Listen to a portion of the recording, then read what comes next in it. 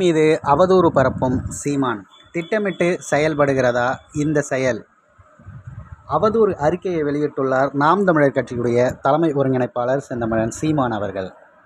சமீபத்தில் ஒரு நிகழ்வு நடந்தது. அதற்கு காரணம் தவேக தலைவரும் தமிழக முதல்வரும் ஆன விஜய் அவர்கள் பொறுப்பேற்க வேண்டும் என்ற பாணியில் ஒரு அவதூறு அறிக்கையை சீமான் வெளியிட்டுள்ளார். நடப்பது தவேகவுடைய ஆட்சியா இல்லை திமுகவுடைய ஆட்சியா, இதுதான் மாற்று அரசியலா அப்படின்னு சொல்லிட்டு கடும் சொற்களோட இந்த கேள்விகளை முன்னெடுப்பிருக்கிறாரு. அதற்கான காரணம் என்ன அப்படின்னா, சமீபத்தில் திருவாரூர் மாவட்டம் முத்துப்பேட்டையை சேர்ந்த செய்தியாளர் ஒருவர் தாக்கப்பட்டிருந்தார். இந்த காணொளி இணையம் முழுவதும் வைரலாக்கப்பட்டது. அந்த காணொளியில் குறிப்பிட்டுள்ள அந்த செய்தியாளர் பார்த்திங்கன்னா நாம் தமிழர் கட்சியுடைய தொழில்நுட்ப பாசறை செயலாளராக இருந்தவர். அதனால் சீமான் அவர்கள் உடனடியாக அதனை கண்டித்து ஒரு அறிக்கை வெளியிட்டுள்ளார். அந்த அறிக்கையில் போதைப் பொருட்களுடைய விற்பனைக்கு எதிராக நிற்கும் ஒரு ஊடகவியலாளருக்கு இந்த அச்சுறுத்தல் விடுவிக்கப்பட்டிருக்கு அப்படின்னா எளிய மக்களுடைய நிலை என்னவாக இருக்கும் அப்படிங்கிறதும், நாளுக்கு நாள் பெண்கள் மீது தாக்குதல்களும் வன்முறை வெறியாட்டங்களும் நடந்த வண்ணம் இருக்கிறது.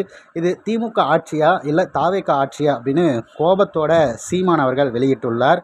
போதைப் பொருள் தடுப்புக்காக சிறப்பு அதிரடிப்படை அமைத்தேன் என்று முதல்ல கையெழுத்து போட்டாரே விஜய், அந்த படை என்ன செய்கிறது அப்படின்னு அவருடைய தோல்விக்கு பிறகு வெளியிட்டுள்ள கண்டன அறிக்கையாக இது பார்க்கப்படுகிறது.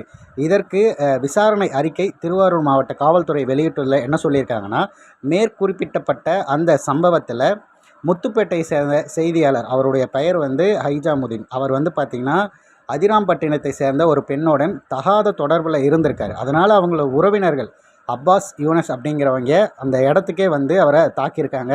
அதுவும் அவங்க வீடு தேடி கையில் இருந்த ஒரு பீர் பாட்டலால் தாக்கியிருக்காங்க. இதற்காக உடனடியாக அவங்க இருவரையும் கைது செய்யப்பட்டிருக்கு.